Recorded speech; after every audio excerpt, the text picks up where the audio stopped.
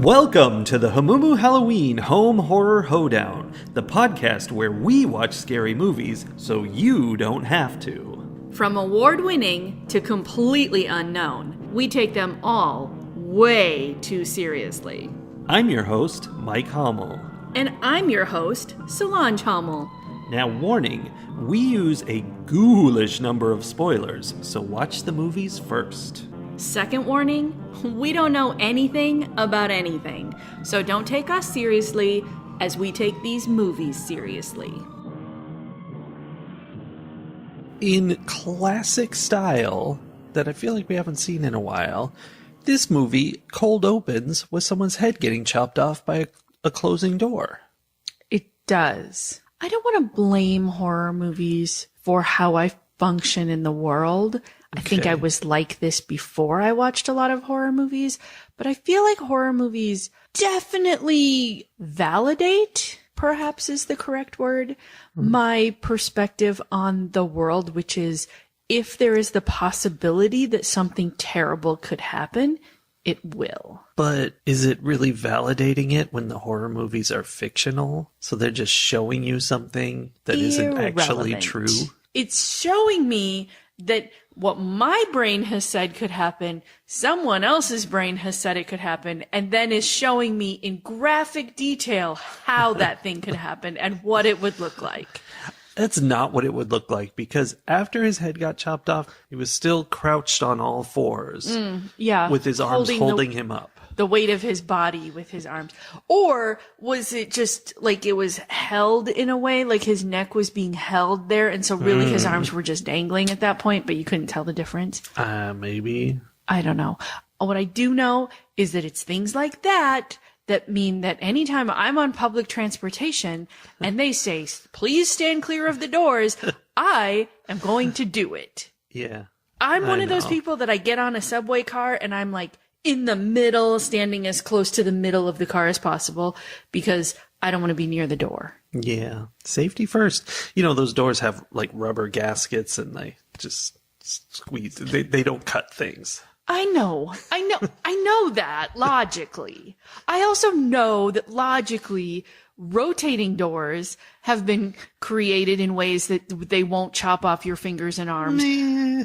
But I'm not going to use one. That would be insanity. Obviously. But would you use the Ghost Station from 2023? Here's the thing. I would not. Oh. Why were all those people going down to that station below the station? I don't know. Follow-up question. Why did that station below the station have such good lighting? And why was it so well taken care of? That's the thing. Like sometimes, I don't know, like you see a Walmart in the middle of the night when it's closed. I don't know if Walmart's closed. Other things close in the middle of the night and all the lights are still on. It's like all this electricity and it's just happening. Yeah. Don't do it. That's bad for our planet. Yeah. And that's what they did. They were like, well, the station's still here, so we'll just leave the lights on because who can be bothered to hit that switch? On the other hand, keeping the lights on meant that they were able to see when there was someone down there who shouldn't have been down there or when bad things were happening. And I don't know, there were cameras everywhere. Yeah.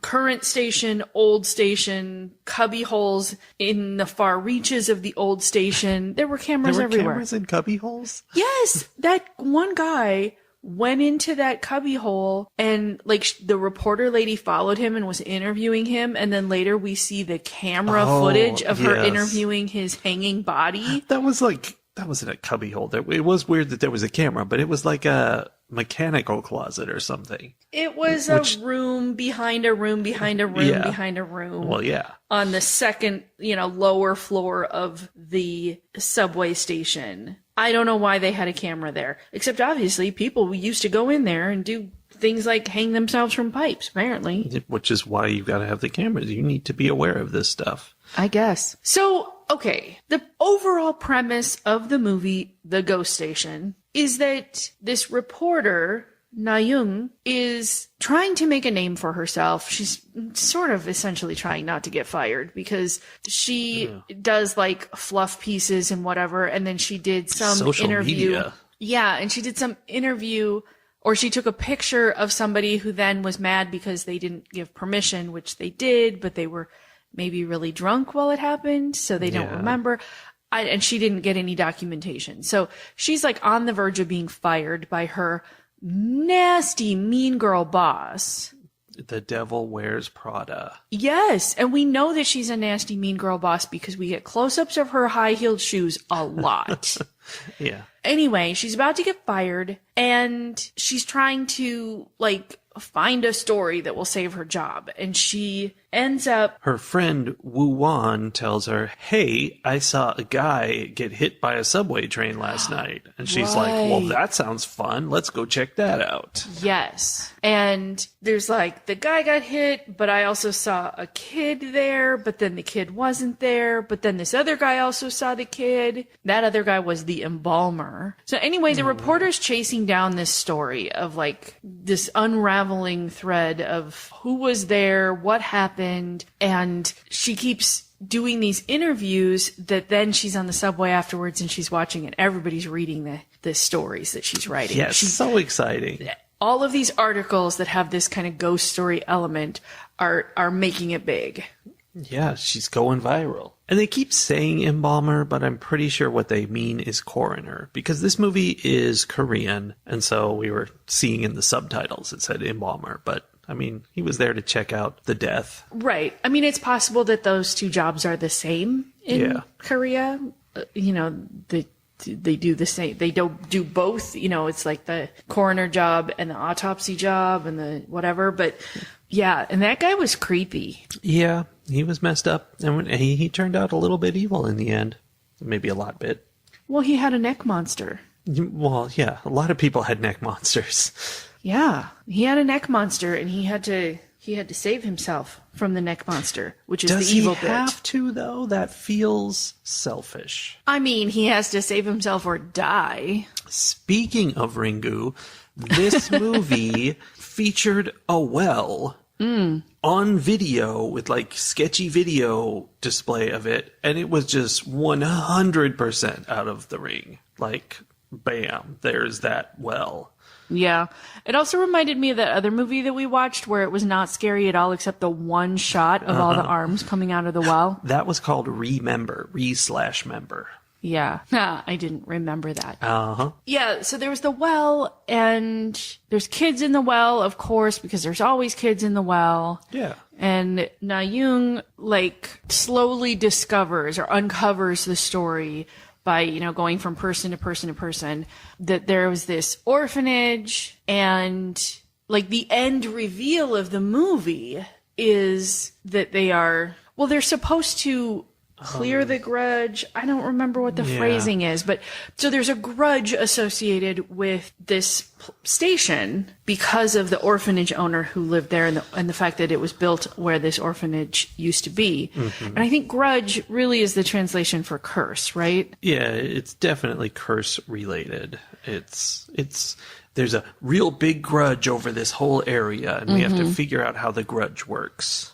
And it turns out the grudge is being held by these children, and they are trying to escape still from this well that they died in. And I thought that was very cool how, like, in the way that they died is this orphanage owner only gave them numbers for names that were the dates that they arrived at the orphanage, and he would just call out the numbers, or he would keep track of the kids that way because he got paid each year when that, you know, for that kid, he got paid for that kid each year on the same date that the kid had arrived. So that was the only thing he cared about, was that they were money. And when he was trying to get rid of them, he put them all in the well, but then called one of them out by her number, well, which was her name. And so then they all were like, no, we want someone to call our number.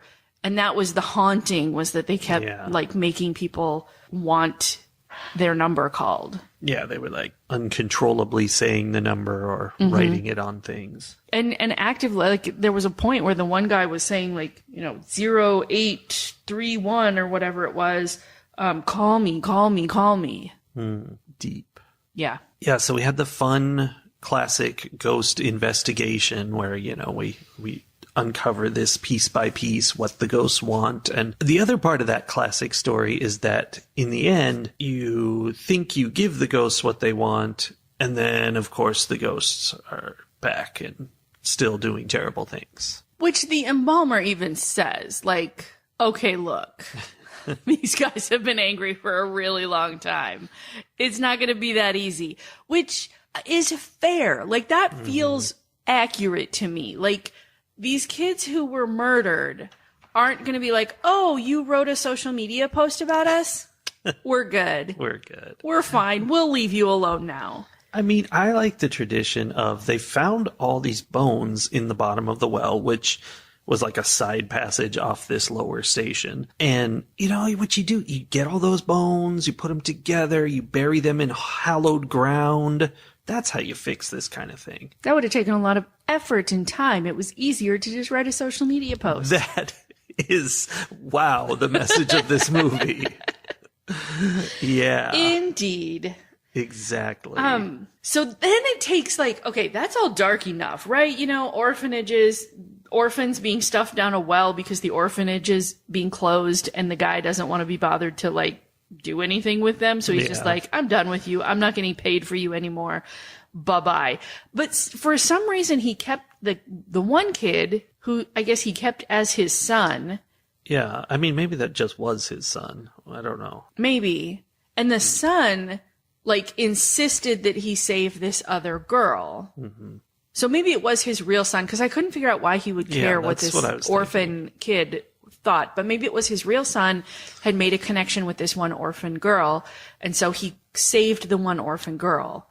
And then it's like that guy and that girl are part of how the story comes to light. So that's all dark enough, right? And then when we learn, like, a social media post isn't enough to save these, you know, to cure this grudge, right? Yeah. It takes an extra deeper, darker turn because the reporter, first of all, the guy the reporter has a crush on and who I thought had a crush on the reporter, like he's down there, he gets like grudged by one of the kids. So he's got the neck monster. Yeah. And he's got the scratches on his hands and he's like, oh no, I'm going to die. They do the report. He's like, okay, I'm going to be fine. Nope. No, still going to die. Scratches. So the embalmer tells him, you have to get someone else to say the number and it'll pass it on to someone else. He's like I did. I made this other woman say the number, so I'm good.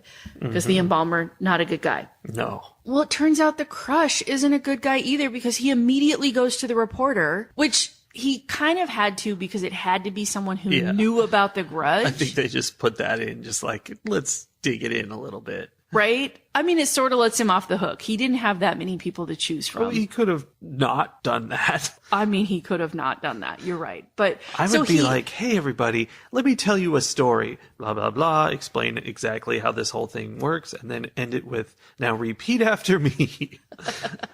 Wait, also, hadn't they already released the social media post? Yes. So, like, everybody, all the people on the train who were reading it knew about the grudge, right? Yeah, but that he couldn't have just might have been picked from anyone in Korea. I just think, you know, the story they put out was the natural part of it was, you know, hey, this kids were killed. Isn't that sad? Not they are now ghosts and there's a big problem. And the whole thing, I think the piece that they needed to know about was that the kids were stuck down the well and, you know, were murdered and all of that. So anyway, he immediately runs to the reporter girl.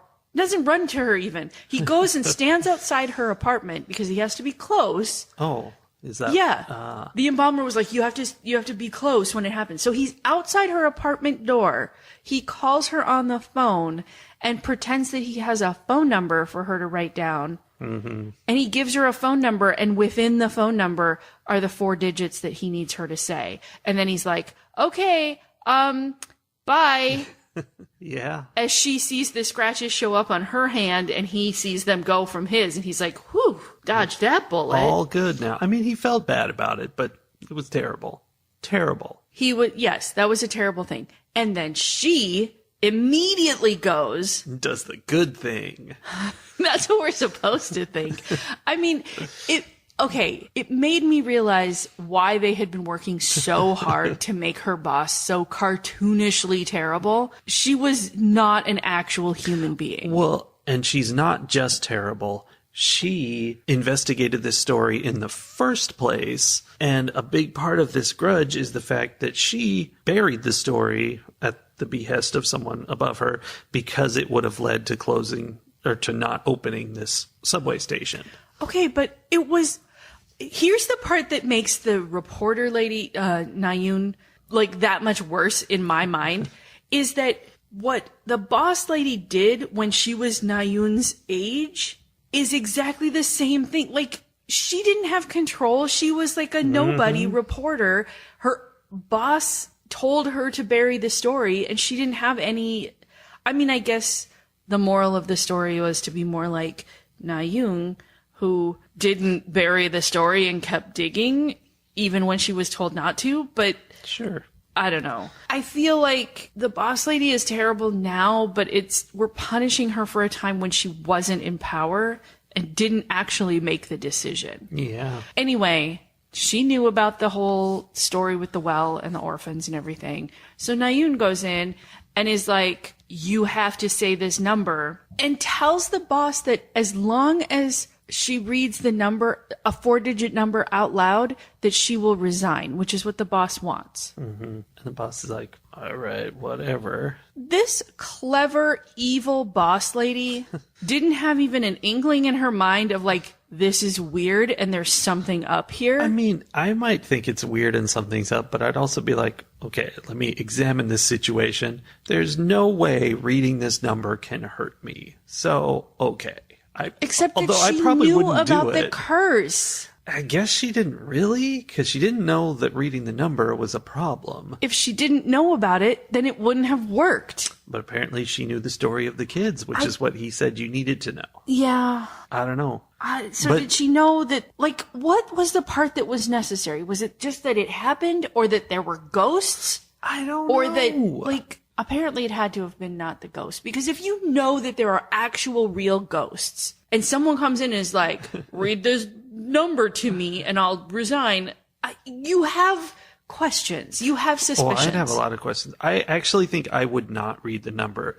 It would be, I can't figure out why this is a problem, but the fact that she wants me to do it, that's very concerning. I'd be like, no, there's something here. I don't know what it is, but it's not going to... This is good for you and not for me, and I don't think I'm going to be doing this. I guess the boss lady thought making the reporter resign was that important. Yeah, I would have been like, here's my resignation letter, and, you know, she'd open it up and read it, and like right in the middle of it, it'd be like 0831, and she's like reading, she's like, what is this in the middle? And you'd be like, what? This number here. What number?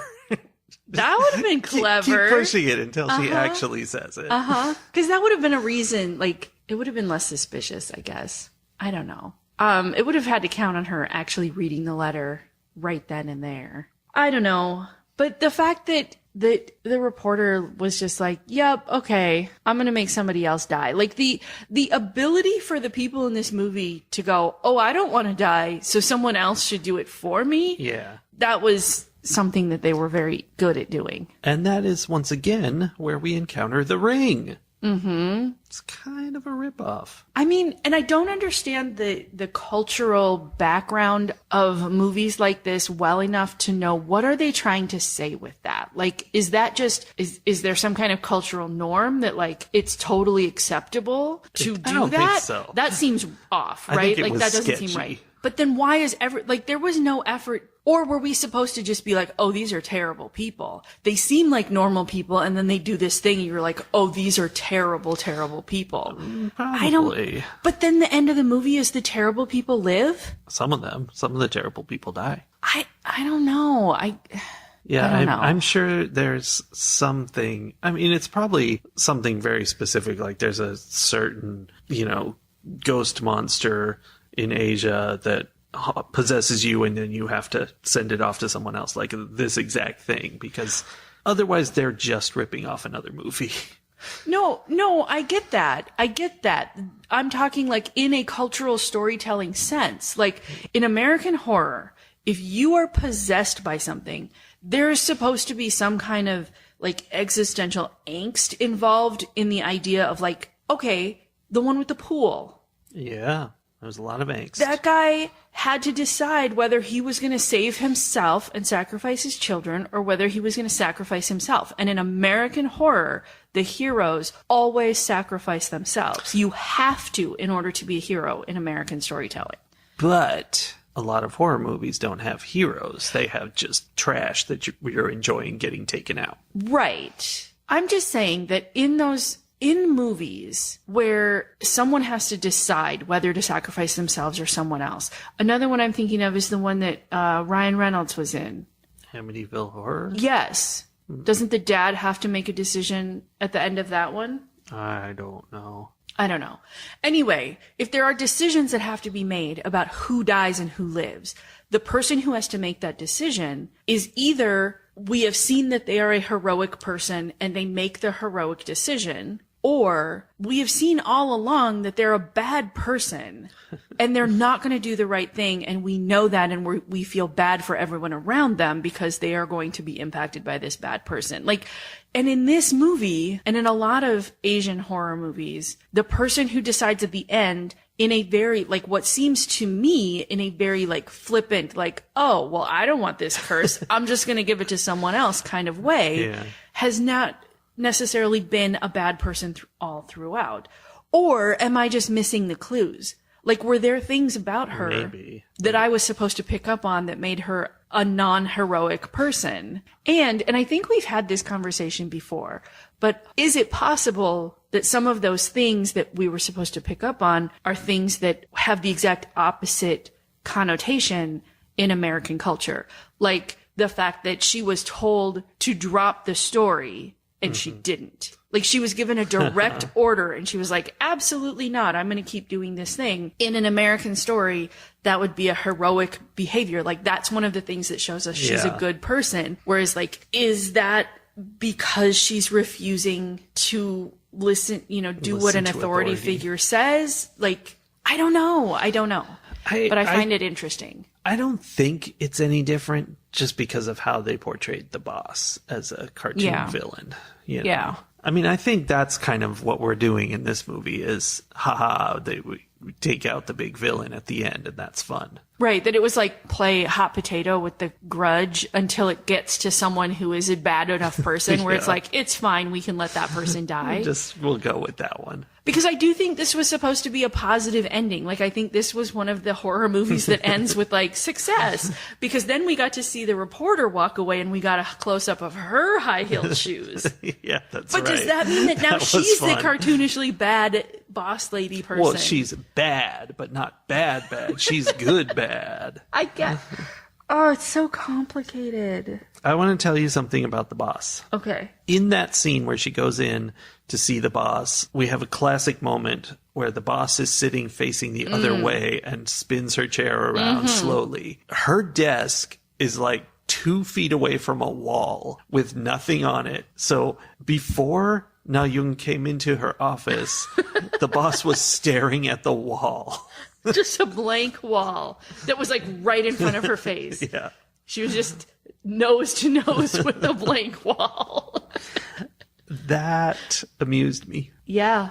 I thought that scene was funny because I 100% wanted her to have a cat on her lap. Yeah. It was to the extreme of it wasn't just one of those scenes. It was a parody of one of those scenes like Austin Powers was. It was. Yeah. So it wasn't just a cat. I wanted it to be a naked cat. And that's kind of how she was very Austin Powers villain. Yeah. Oh, I just saw in my notes. It wasn't just that the guy didn't want to have anything to do with these kids once he wasn't getting paid for them. It was that not only was he treating them like objects, calling them by numbers instead of names, and only caring about them because they were a source of income, it was that he was making them a double source of income by harvesting their organs. Oh, right. I forgot that there was a organ harvesting operation. Because that came out at the very, very end. Yeah. And that was why he put them in the well, because he didn't want anybody, once they were these kids have to go somewhere else, other people might be it's weird that all of the kids from this one orphanage only have one kidney. Yeah, that was pretty dark. Yeah.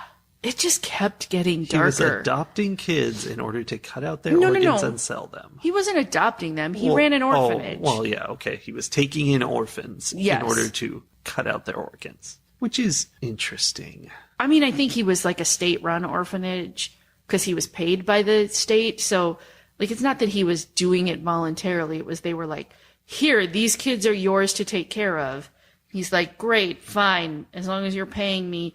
And also, I'm going to sell all the extra body parts I can. You think he said that out loud? No, he probably whispered that part. Oh. Behind their backs. And also, I'm going to sell all the extra body parts I can. And they were like, what? ASMR. No. Yeah. Yeah, it was a bad, bad deal. I understand why those kids were angry. Mm-hmm. They had good reason to be angry.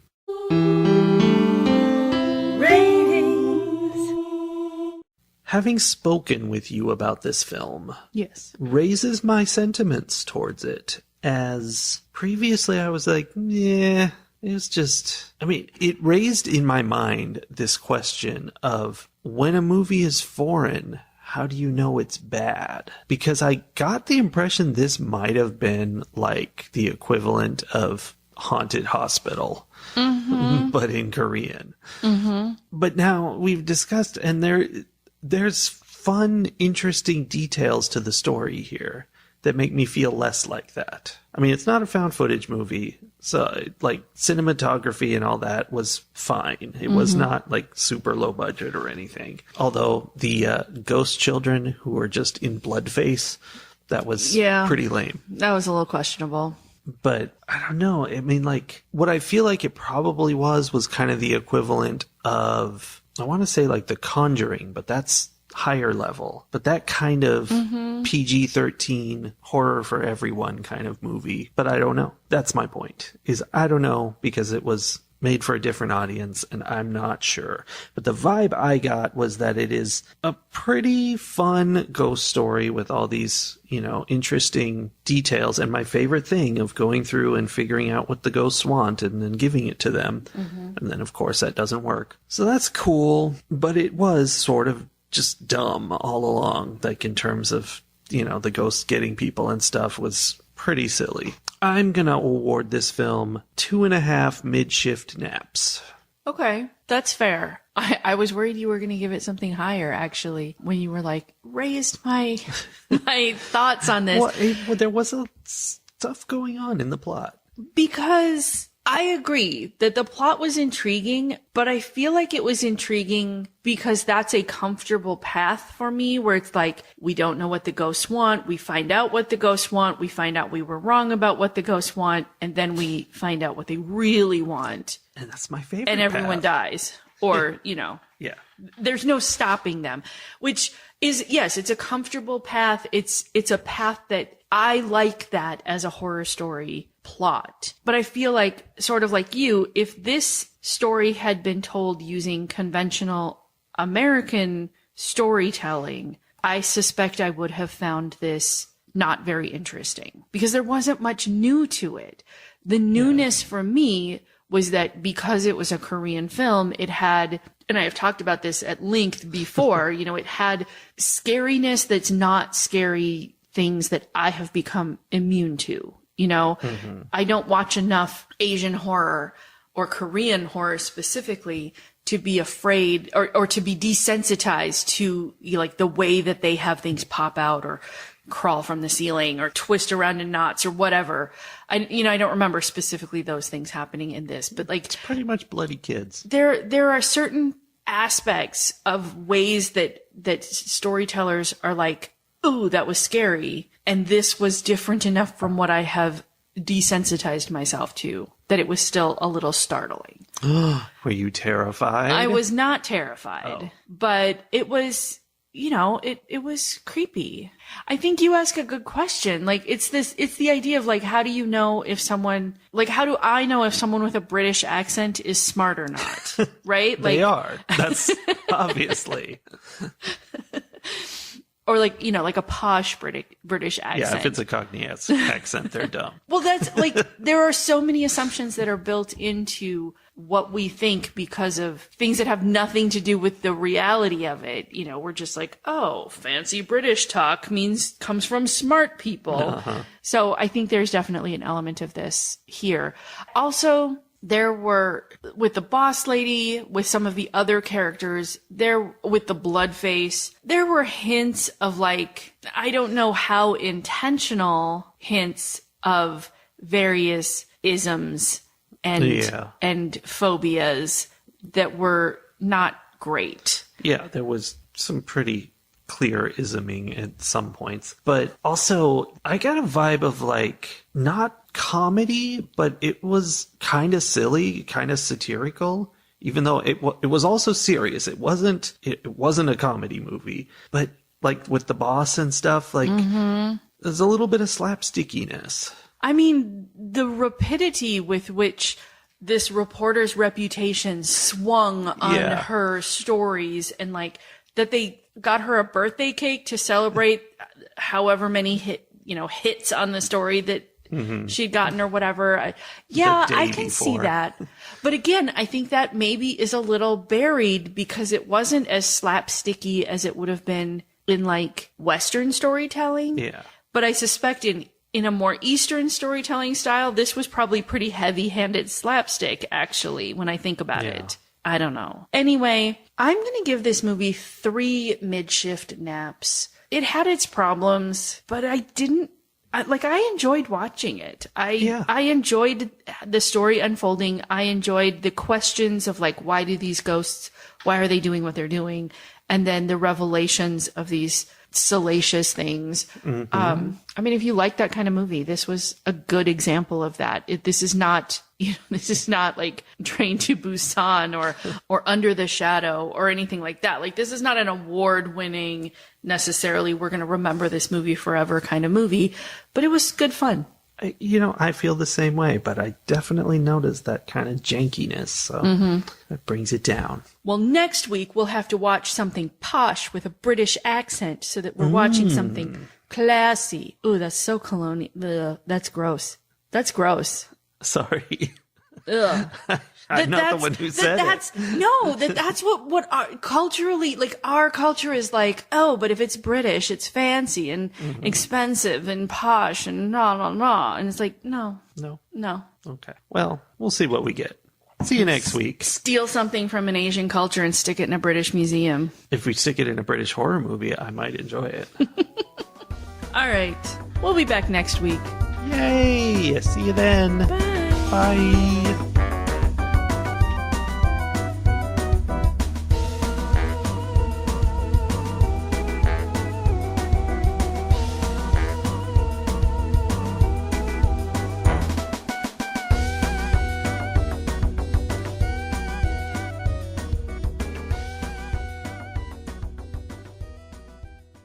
But as soon as you look close at it, everything falls apart because it has 16 fingers. 16 fingers. Oh, that's a classic. That's a classic Molly Ringwald horror film. It is, yeah. Actually, I wish somebody would make that. 16 fingers.